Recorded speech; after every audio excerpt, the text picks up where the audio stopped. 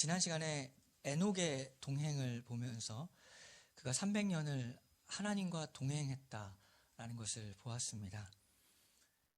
그 300년의 기간 동안 그가 조용히 하나님만 묵상하려고 아무도 없는 어떤 수도원 같은 곳에 간 것이 아니라 그 기간 300년 동안 자녀들을 낳고 아주 평범하게 또한 사는 게 전쟁인 그 일상의 현실 속에서 하나님과 동행한 것을 보았습니다. 왜냐하면 아담과 하와가 선악과를 따먹고 죄를 지은 이후에 하나님께서 아담에게 어떤 말씀을 하셨는가를 보면 이렇게 되어 있죠. 창세기 3장 17절 아담에게 이르시되 내가 내 아내의 말을 듣고 내가 내게 먹지 말라 한 나무의 열매를 먹었은즉 땅은 너로 말미암아 저주를 받고 너는 내 평생에 수고하여야 그 소산을 먹으리라. 그러니까 이제 이전과 다르게 아담은 먹고 살라고 한다면은 일할 수밖에 없고 또 평생을 수고하고 얼굴에 땀을 흘려야만 간신히 살아갈 수밖에 없는 상황이 되었습니다. 또 낳은 자녀들 키우려면은 움직여야 되죠. 하루를 낭비하지 않고 부지런히 몸을 움직여야만 하는 그런 생존의 상황이 되었습니다. 2023년 조사에 따르면 한국 양육비 전 세계 1위, 1인당 GDP의 7.8배, 아이 한 명 기르는데 약 3억 6천만 원 든다고 합니다. 물론 이 금액이 가정마다 다르고 또 한국은 다른 나라에 비해서 또 지나친 면이 있죠.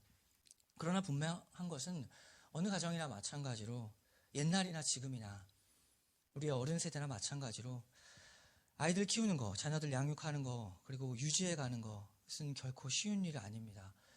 밥 먹고 일하고 쉬고 또 밥 먹고 일하고 또 이런 반복되는 하루하루 그 현실 속에서 에녹이 하나님과 동행한 것입니다. 우리가 그리스도인의 일상에서 결코 놓치지 말아야 할 것은 하나님과 동행하는 것입니다. 바쁘니까 저번 주 말씀이었죠. 바쁘니까 동행이다. 바쁘니까 동행한다. 하나님과. 이 말을 우리 모두가 잘 기억하고 마음이 힘들고 몸이 힘들수록 하나님께 더 가까이 가기를 우리가 기도하는 것입니다. 시편 172편 2절을 보면 여호와께서 그의 사랑하시는 자에게 잠을 주시는도다. 잠을 잘 자야 되죠. 하나님의 품 안에서. 그 넓은 하나님의 품 안에서 하나님 바라보고 기도하고 또 쉬고 또 놀기도 하는 것이죠. 그렇게 하나님 안에서 노는 겁니다. 그렇게 잠을 잘 자기를 우리가 기도합니다. 이렇게 하나님과 동행한 에녹은 이제 65세가 되어서 무두셀라를 낳습니다. 무두셀라는 라멕을 낳고 라멕은 이제 그 유명한 노아의 방주 노아를 낳게 됩니다. 무두셀라는 그가 산 인생은 969세를 살았습니다. 세계 최장수 기록이고 지금까지도 이 기록은 깨어지지 않는 기록입니다. 오래 살았습니다. 한 1000년 산 거죠. 약. 요즘에 들어서도 사람에게 우리가 복이란 무엇인가, 세상에서 복이란 무엇인가를 생각할 때 가장 쉽게는 이렇게 세상 사람들이 우리에게 이렇게 말하고 있죠. 건강하고 오래 사는 것, 이것이 제일 복이다. 그러나 그 세월이 어떠했는가? 1000년 동안이나 살았는데 그 세월이 그 당사자들에게는 어떠했는가를 보면 그 아래 창세기 5장 29절에 이렇게 나와 있습니다. 이름을 노아라 하여 이르되 여호와께서 땅을 저주하심으로 수고롭게 일하는 우리를 이 아들이 안위하리라 하였더라. 1000년 동안이나 살았는데 그 인생이 어떠했는가? 그리고 노아를 통해서 무엇을 얻었는가? 위로를 얻었다는 것이죠. 노아로 인해서 큰 위로를 얻었다. 왜냐하면 수고롭게 일하는 우리들에게 노아가 위로가 되었다. 그 현실이 무엇이냐면 살아도 참 힘들게 산 것입니다. 땅의 저주로 말미암아 아까 아담에게서 내려온 것으로 말미암아 수고롭게 일하는 그 인생, 우리의 인생이 참으로 고달픈 것이죠. 시편 90편 10절을 보면 우리의 연수가 70이요 강건하면 80이라도 그 연수의 자랑은 수고와 슬픔뿐이요 신속히 가니 우리가 날아가나이다. 오래 사는 것, 그리고 그냥 무작정 오래 사는 것 그 자체가 복은 아닙니다. 예수님도 바울도 장수한 것은 아니었죠. 그 세월을 어떻게 보내는가, 살아가는 그 인생을 어떻게 보내는가, 에녹처럼 또 노아처럼 하나님과 동행하는 삶을 살아가는가, 하나님을 자랑하는 삶을 살아가는가, 아니면 자기 자랑하는 인생으로 물들어가고 있는가. 자식 자랑하죠. 돈 자랑하고 남편 자랑, 직장 자랑, 연봉 자랑. 그래서 무엇이 남는가? 이 시인의 말대로 그 연수의 자랑이 무엇이냐? 수고와 슬픔뿐이다. 세월이 신속하게 흐르고 그 얼마나 빠른지 세월이 날아간다라고 하죠. 그 사람 참 지혜로운 어떤 사람의 말. 10대는 10km, 20대는 20km, 30대는 30km, 이제 40대가 되니까 40km. 세월이 너무 빠릅니다. 언제 이렇게 흘러가는지 모르게 정말 세월이 날아가는구나. 그래서 인생은 우리의 인생 그 자체로 무언가를 자랑한다라는 것이 참으로 공허한 것입니다. 라멕이 그래서 그 인생 속에서 그의 아들의 이름을 노아라고 지었고 그는 위로의 사람이 되었습니다. 그 시대의 사람들에게 위로를 주고 또한 소망을 주는 존재가 되었죠. 결국 그가 한 일은 무엇이냐면 대홍수가 일어났을 때 노아의 방주를 통해서 구원의 통로가 되었고 또한 인류의 소망이 되어서 살아있는 생명의 상징이 되었습니다. 왜 홍수가 일어나야 했을까? 왜 노아의 홍수가 일어나야만 했을까요? 그것은 그 당시에 사람들이 죄가 많아도 너무 많았기 때문입니다. 성경의 기록을 보면 창세기 6장 5절에서 여호와께서 사람의 죄악이 세상에 가득함과 그의 마음으로 생각하는 모든 계획이 항상 악할 뿐임을 보시고 땅 위에 사람 지으셨음을 한탄하사 마음에 근심하시고 이르시되 내가 창조한 사람을 내가 지면에서 쓸어버리되 사람으로부터 가축과 기는 것과 공중의 새까지 그리하리니 이는 내가 그것들을 지었음을 한탄함이라 하시니라. 그 당시 때 사람이 참 많았습니다. 그런데 그 사람들의 모든 계획이 항상 악한 거죠. 어쩌다가 악한 게 아니라 한 번도 쉬지 않고 빈틈없이 언제나 항상 악했다. 그 죄가 세상에 가득해서 하나님이 땅 위에 사람 지으신 것, 한탄하신 것입니다. 그래서 그들에게 심판이 임했습니다.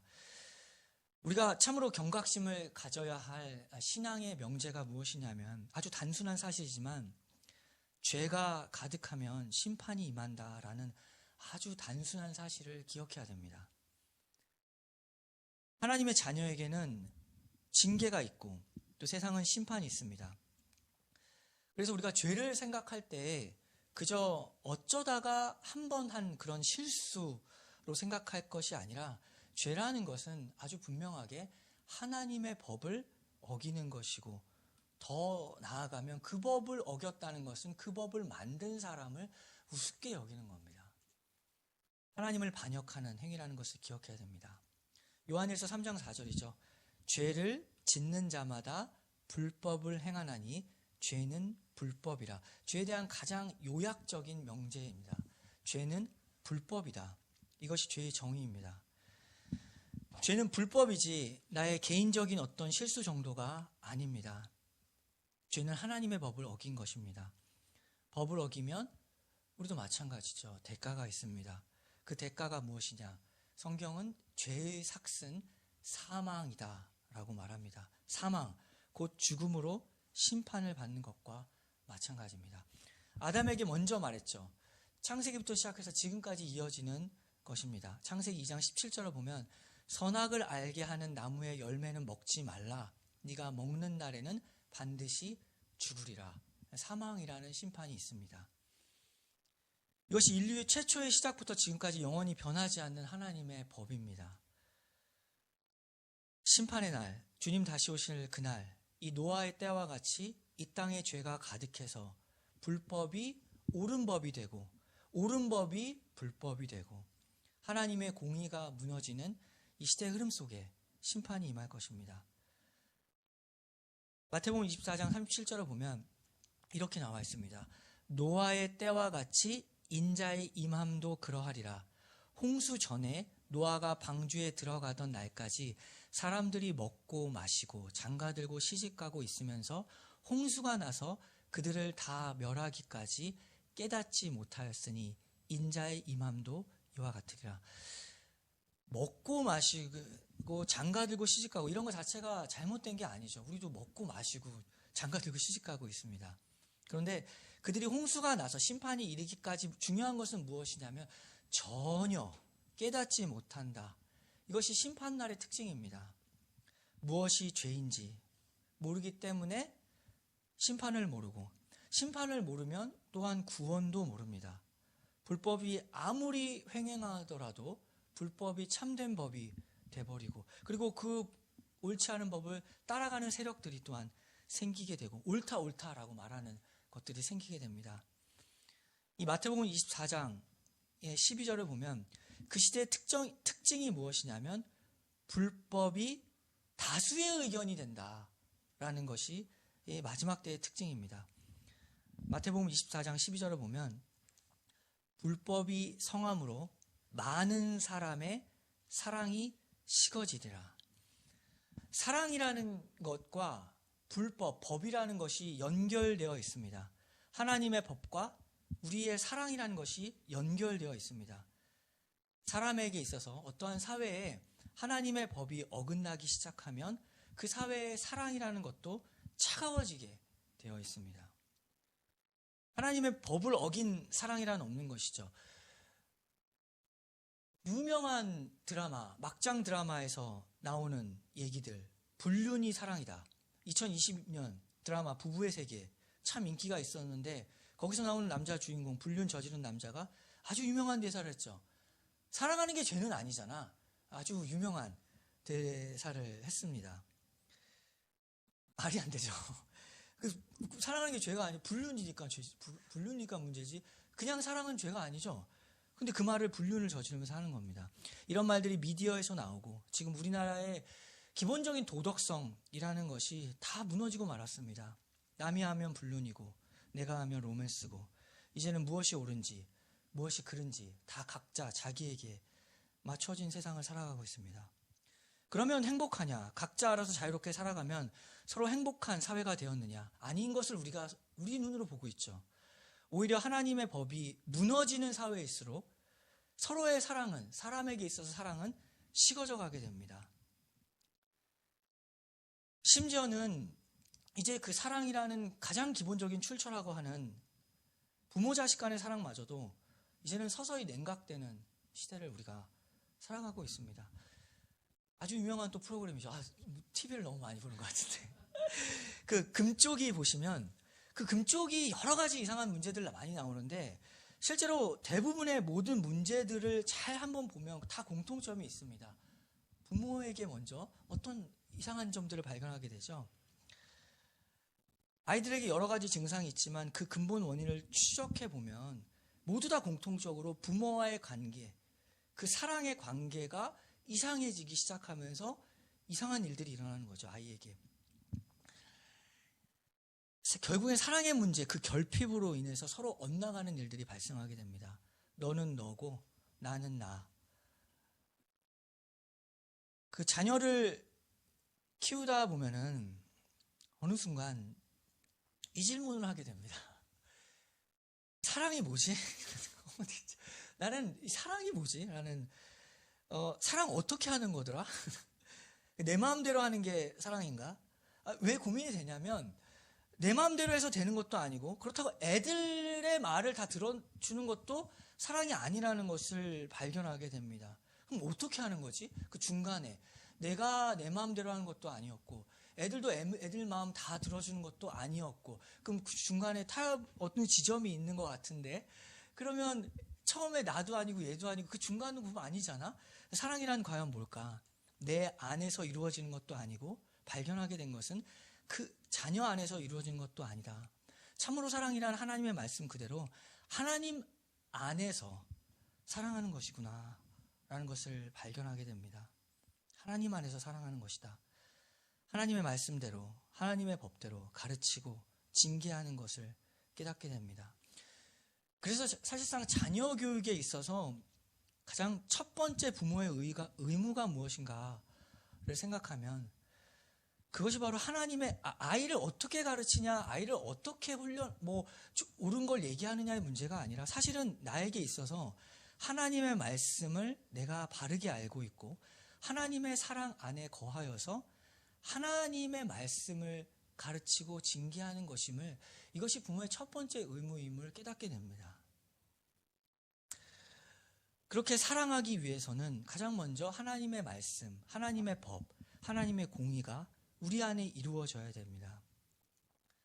하나님의 자녀 역시도 그의 하나의 인생뿐만 아니라 그 하나님의 자녀들이 모여있는 교회, 한 사람 한 사람이 모여있는 교회 역시도 마찬가지입니다. 교회가 사랑이 많으려고 한다면은 반드시 그 교회에 하나님의 공의가 이루어져야 합니다. 우리는 자꾸 사랑을 하자고 하는데 그 교회의 사랑이 이루어지려면 그 교회는 하나님의 공의가 이루어져야 됩니다. 불법이 성하면 사랑이 식어진다고 했죠. 하나님의 공의와 불법이 성하면 안 되죠. 하나님의 법이 이루어지는 곳에 사랑이 꼽힌다는 것을 알아야 됩니다. 하나님의 공의가 없는 교회의 특징이 무엇이냐? 분열입니다. 다 찢어져 나가는 것이죠. 그렇게 서로의 사랑이 식어져 갈 수밖에 없습니다. 교회 분열이 있을 때 이것은 한 개인의 문제가 아닙니다. 내가 미워하고, 그러니까 내가 나만 미워하는 거지. 그래서 내가 회개해야지. 라는 한 개인의 차원의 문제, 내가 회개하는 그 문제를 떠나서 조금 더 봐야 되는 것은 교회가 지금 어떤 죄의 원인을 심어가고 있는가를 먼저 봐야 됩니다. 공의가 무너져가 있는 곳에 사랑이 일어날 수가 없다는 것을 알고, 지금 우리 교회는 지금 우리의 역사에서 어떠한 죄의 원인이 심어졌기에 지금 우리의 미움들이 싹 터져 있는가를 봐야 되는 것이죠. 이것을 아주 정신을 차리고 볼 수 있어야 됩니다. 분열된 교회의 특징, 내 한 사람의 하나님의 자녀냐 아니라는 차원을 넘어서 있습니다. 교회에서 잘못된 것을 넘어가고 그저 사람끼리의 정으로 또 넘어가고 전통으로 넘어가고 목사님의 권위로 또 다 넘어가는 그런 계속 넘어가는 일들 속에서 공의가 무너진 것 속에서 지금 오늘의 분열이 있다는 것을 기억해야 됩니다. 지금 하나님의 공의가 무너지고 있다면 이 다음 세대는 어떻게 되는가를 볼 줄 봐야 되는 거죠. 얼마 안 가서라도 이 공동체의 사랑이 식어갈 것이다. 말씀 그대로. 그렇게 찢어지게 되어서 스스로 망하게 되는 일들이 일어날 것이다 라는 것을 성경의 교훈을 통하여 우리가 볼 수 있어야 됩니다. 이것이야말로 깨어있는 신앙생활이죠. 노아는 이것을 믿음으로 보았기 때문에 사람들의 조롱 그리고 비웃음, 전혀 비가 오지 않는데 방주를 짓고 있는 그 모습, 그걸 어떻게 할 수 있는가? 하나님의 말씀으로 보고 그것을 지은 것이죠. 히브리서 11장 7절에 보면 믿음으로 노아는 아직 보이지 않는 일에 경고하심을 받아 경외함으로 방주를 준비하여 그 집을 구원하였으니 이로 말미암아 세상을 정죄하고 믿음을 따르는 의의 상속자가 되었느니라. 지금 이 시대의 성격을 주시하고 죄가 무엇이고 그 죄로 인한 결과가 지금 무엇인가? 우리는 어떤 역사를 지금 심어가고 있는가? 어떤 원인을 심어가고 있고 이 다음 세대는 그 원인으로 말미암아 어떤 결과를 맺을 것인가? 우리의 죄를 대속하기 위하여 예수님이 오셨다. 노아의 방주와 같이 우리를 구원하신 예수 그리스도에게만 참된 위로와 참된 소망이 있다. 갈수록 세상 어려워지고 있습니다. 재난이 여기저기 일어나고 있죠. LA 산불도 마찬가지고 이제는 어떤 일이 어떻게 발생할지 모르는 이 시대를 우리가 살아가고 있습니다. 경제는 어떤가요? 점점 더 악화되고 나라의 정치는 더더 분열하고 있습니다. 여기서 그리스도인은 어떻게 살아야 하는가? 믿음으로 산다. 그렇다면 그 믿음은 무엇인가? 믿음으로 산다는 것은 어떠한 것인가?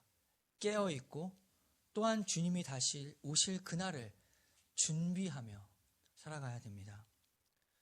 그렇게 오직 예수 그리스도를 바라보고 주님과 동행하고 살아가는 오늘의 현실을 기억해야 되는 것이죠. 우리 교회 역시도 이 시대의 흐름 속에서 여전히 예수 그리스도의 복음을 전파하는 사명이 있다. 그냥 우리끼리 모여서 행복하고 좋은 이야기를 나눈 것이 아니라 우리가 함께 모여서 예수 그리스도의 복음을 전파할 사명이 있다. 그래서 더욱 전진하기를 또한 기도하고 움직여야 합니다. 데살로니가전서 5장 5절이죠. 너희는 다 빛의 아들이요 낮의 아들이라. 우리가 밤이나 어둠에 속하지 아니하나니 그러므로 우리는 다른 이들과 같이 자지 말고 오직 깨어 정신을 차릴지라. 자는 자들은 밤에 자고 취하는 자들은 밤에 취하되 우리는 낮에 속하였으니 정신을 차리고 믿음과 사랑의 호심경을 붙이고 구원의 소망의 투구를 쓰자. 바로 이 말씀은 데살로니가 교회인데 이 교회는 개척한 지 몇 달밖에 안 된 교회입니다. 그런 교인들에게 이 말을 한 것이죠. 정신을 차리고 믿음과 사랑을 가져라. 그러나 그들은 이 말씀을 얼마 안 됐지만 들을 만한 귀가 있었습니다. 우리는 어떠한가? 참으로 정신을 차리고 깨어서 우리가 살아가는 이 현실 속에서 하나님과 동행하기를 힘쓰고 있는가? 동행하면은 가까이 계신 것이죠. 그래서 가까이 계셔서 주님께서 우리에게 직접적으로 말씀하시는 그 음성을 또한 듣고 있는가? 더 정신 차려서 하나님을 사랑하고 또 하나님의 그 사랑을 전파하는, 또 정신 차려서 이웃을 사랑하는, 하나님이 원하시는 것, 하나님을 사랑하고 이웃을 사랑하는 그 일을 이루어가고 있는가? 그런 교회, 그래서 하나님의 사랑을 다시 또 더 받는 그러한 교회가 되기를, 우리 신냇물 교회가 그런 교회 되기를 기도합니다. 함께 기도하겠습니다.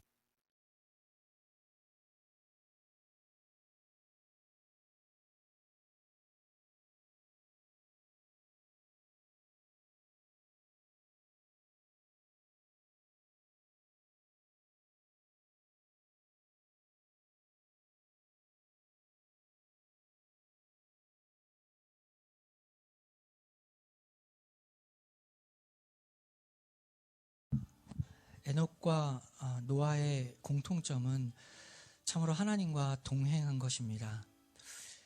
에녹도 아이들 키우느라 정신없이 바쁘는 그 상황 속에서도 하나님과 동행하였고, 노아 역시도 방주를 지으면서 하나님과 동행하였습니다.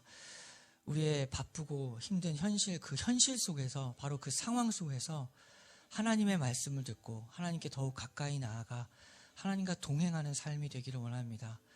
그리고 주님께서 말씀하실 때 예수 그리스도의 복음을 전파하는 또한 기회를 주셨을 때 예수님을 전하고 하나님의 말씀으로 구원으로 초대하는 우리 교회가 되기를 기도합니다. 이 시간 함께 기도하겠습니다.